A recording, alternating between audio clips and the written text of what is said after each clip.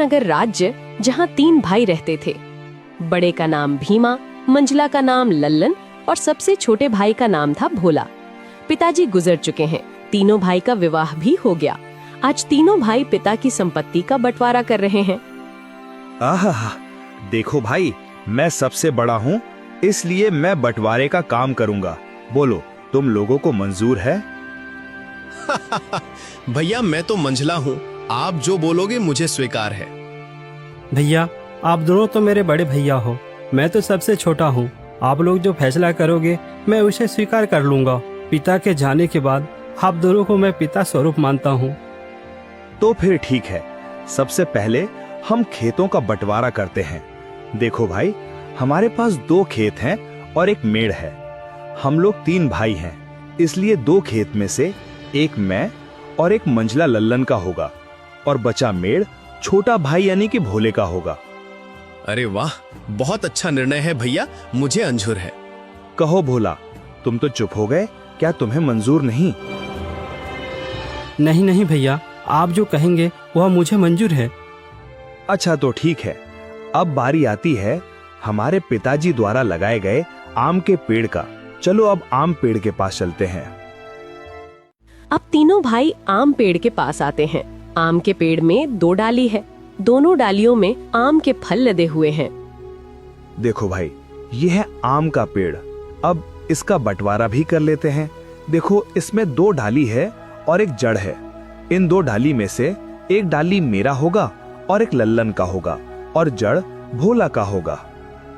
बहुत अच्छा भैया, ये फैसला भी मुझे मंजूर है।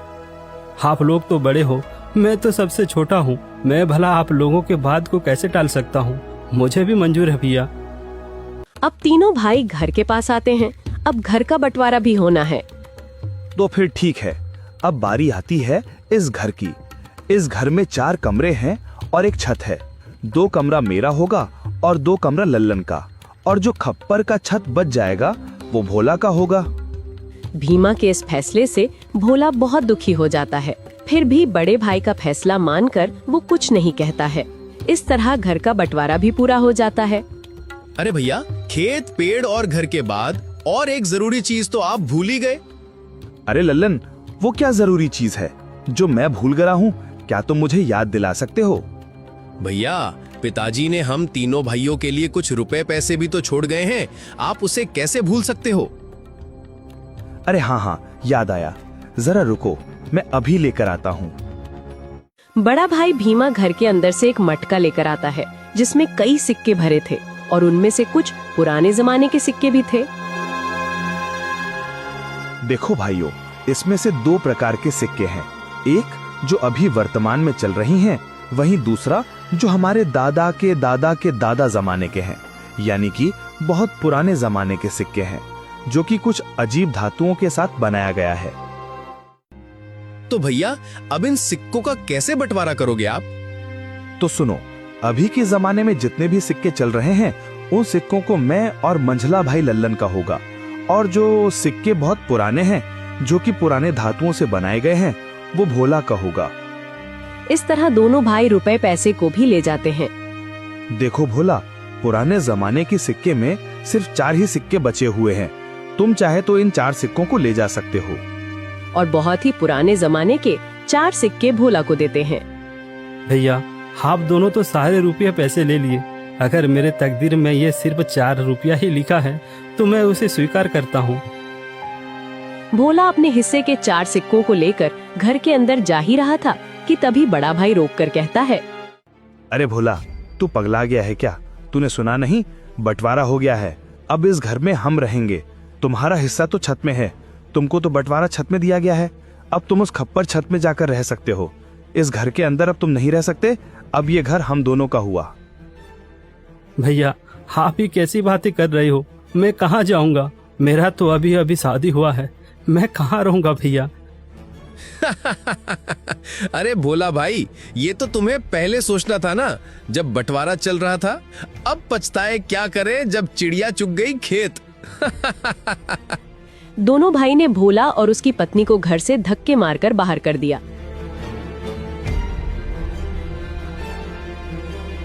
वहीं दोनों पति पत्नी गांव के तालाब किनारे अपनी एक छोटी सी कुटिया बनाकर रहने लगे।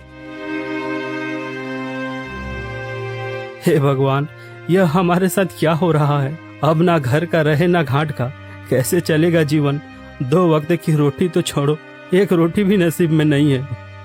अब रोते जाओ, जी भर के रोते रहो। अकल तो तुम्हारी घास चढ़ने गई थी, मेरी मती मारी गई थी जो मैंने तुम्हारे साथ विवाह किया। मेरी तो किस्मत ही खराब है।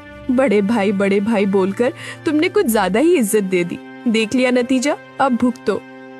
पद्मा, वह दोनों मेरे बड़े भाई थे। अब बताओ भला, मैं उनसे कैसे सवाल जवाब करता?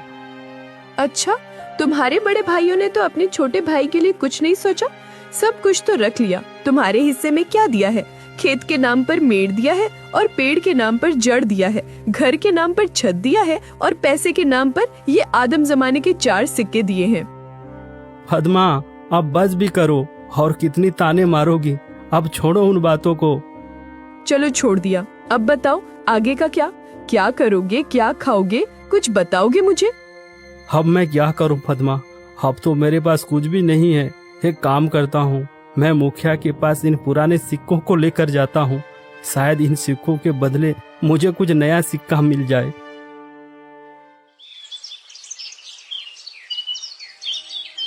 भोला बड़ी उम्मीदें के साथ उन 4 सिक्कों को लेकर मुखिया के पास जाता है।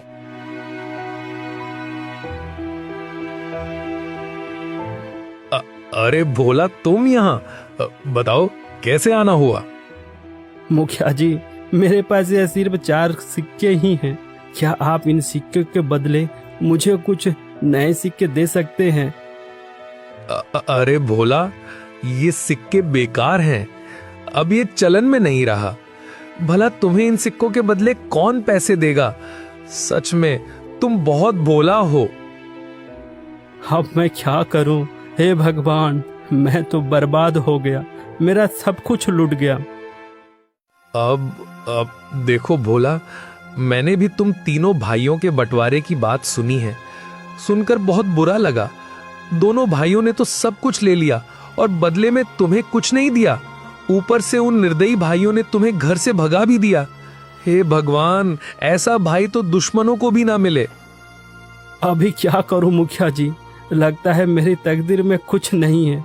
मेरा मर जाना ही ठीक है। तुम्हारी दुख मुझे देखा नहीं जाता भोला, पता नहीं क्यों।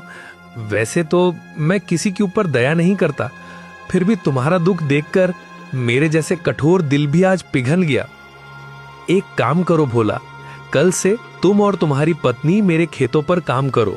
मैं जितना मजदूरी दूसरे मजदूरों को देता हूँ, उससे ज्यादा मजदूरी मैं तुम दोनों को दूंगा। वैसे भी तुम्हारे पास अभी कोई काम नहीं है। हाँ मुखिया जी, मैं आपके यहाँ काम करूंगा। मेरी पत्नी भी काम करेगी। ठीक है भोला, तो फिर कल सुबह से खेत पर काम के लिए आ जाना। और ये तुम अपने सिक्के अपने पास ही रखो, शायद यही तुम्हारी 4 रुपए की तकदीर वाली निशानी है। भोला उदास होकर वापस अपने कुटिया पर आता है। भोला की पत्नी रास्ता देख रही थी। भोला अपनी पत्नी के पास आकर सारी बातें बताने लगता है। अब यही दिन देखना बाकी था। अब हमें दूसरे के खेतों में काम करना पड़ेगा। हाय रे मेरी किस्मत। अब देखो पद्मा, तुम ज्यादा ज्ञान मत दो। हमें काम मिला है, कल से काम पर जाना है। इस तरह दिन गुजरता गया। भोला और पद्मा अब मुखिया के खेतों पर काम करने लगे। रोजी रोटी का एक जरिया उन्हें मिल गया। खेतों पर फसल लहलहाने लगी।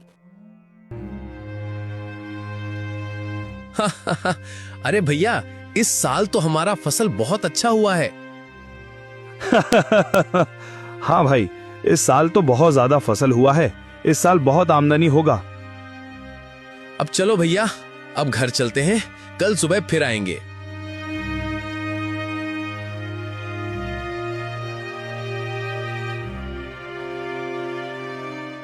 अरे पद्मा, देखो सुबह से दोपहर हो गया है, खाने का वक्त आ गया है। चलो कुछ खा लेते हैं।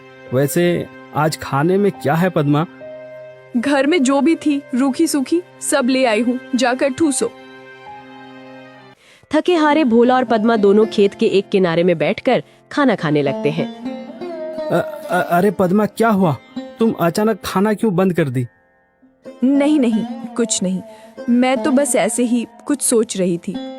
क्यों पद्मा, क्या हुआ, बताओ भी। देखो ना, हम कितना काम करते हैं सुबह से लेकर शाम तक।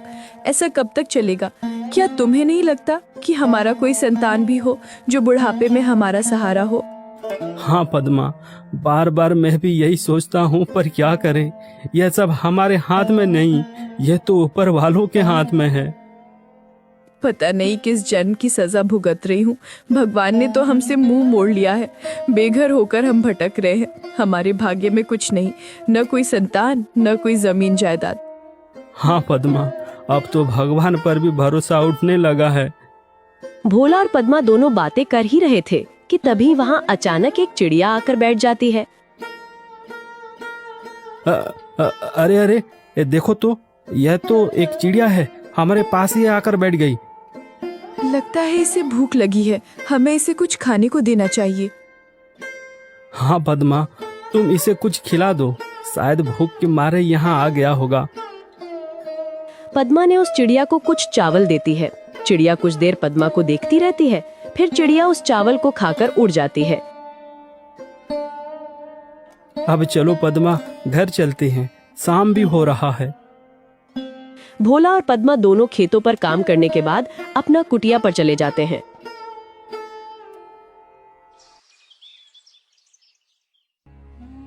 सुनिए भोला जी, ये फावड़ा उठाओ और मेरे साथ चलो। पर कहाँ? तुम फावड़ा लेकर कहाँ जाने की बातें कर रही हो?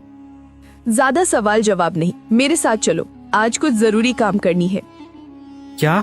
कोई जरूरी काम? वो भी इस वक्त, रात को? हाँ जी, आज हम वो काम करने जा रहे हैं जिसे आपको पहले ही कर लेना चाहिए था। पद्मा के कहने पर भोला फावड़ा उठाता है। दोनों पति पत्नी अपने उस खेत के मेड़ पर आते हैं जो उन्हें बंटवारे पर मिला था। पद्मा, यह तो हमारा मेड़ है, और वहाँ पर जो फसल लगी है, जहाँ पानी भरा हुआ है, वह तो मेरे दोनों बड़े भाइयों का खेत है, और हम जहाँ खड़े हैं यही हमारा मेड़ है। इसलिए तो मैं तुमको यहाँ लेकर आई हूँ बुद्धू। और सुनो, आप इस मेड़ को अभी के अभी तोड़ दो। ये क्या कह रही हो तुम?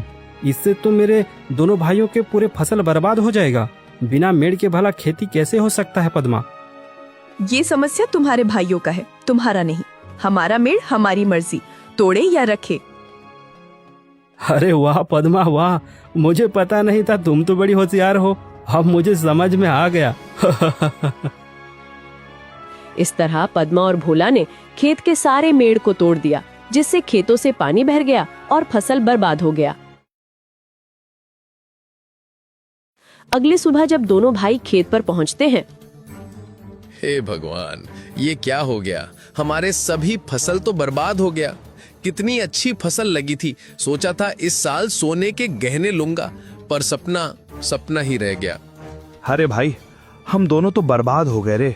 कितनी अच्छी फसल लगी थी, अब बिना पानी से सब सूख गया। भला अब फसल कैसे होगी? अरे भैया, वो देखो, खेत का मेड़ को किसी ने तोड़ दिया है। जब मेड़ ही नहीं है तो खेत में पानी कहाँ रहेगा और हम सिंचाई कैसे करेंगे? जरूर ये काम भोला का होगा, जरूर उसने होशियारी की होगी। भीमा और लल्लन दोनों रोते हुए घर को आते हैं। घर आकर अपनी पत्नियों को सारी कहानी बताने लगते हैं। अरे ये क्या हो गया? देखो जी, मेरी बात सुनो। अगर फसल बर्बाद हो गया है तो कोई बात नहीं, हमारा आम का पेड़ तो है। हाँ, तुमने बिल्कुल सही कहा, पर अभी आम पकने को कम से कम 12 से 15 दिन और लगेगा। हाँ भैया, जब आम पक जाएंगे तो हम उसे बाजार ले जाकर अच्छे पैसे कमा सकते हैं। हाँ लल्लन, तुम बिल्कुल ठीक कह रहे हो। अब यही एक रास्ता बचा है, वरना हम सब भूखे मर जाएंगे।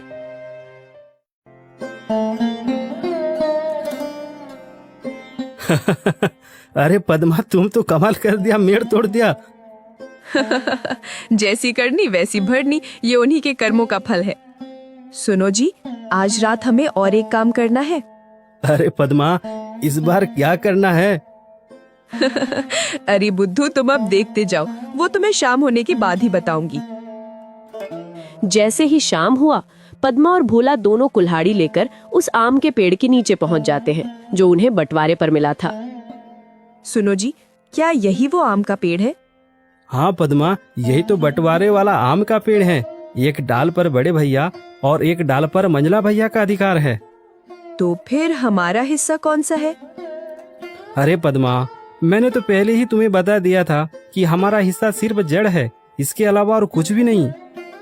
तो फिर ठीक है, इस पेड़ का जड़ तो हमारा है, इसलिए इस जड़ को रखे या काटे हमारी अपनी मर्जी।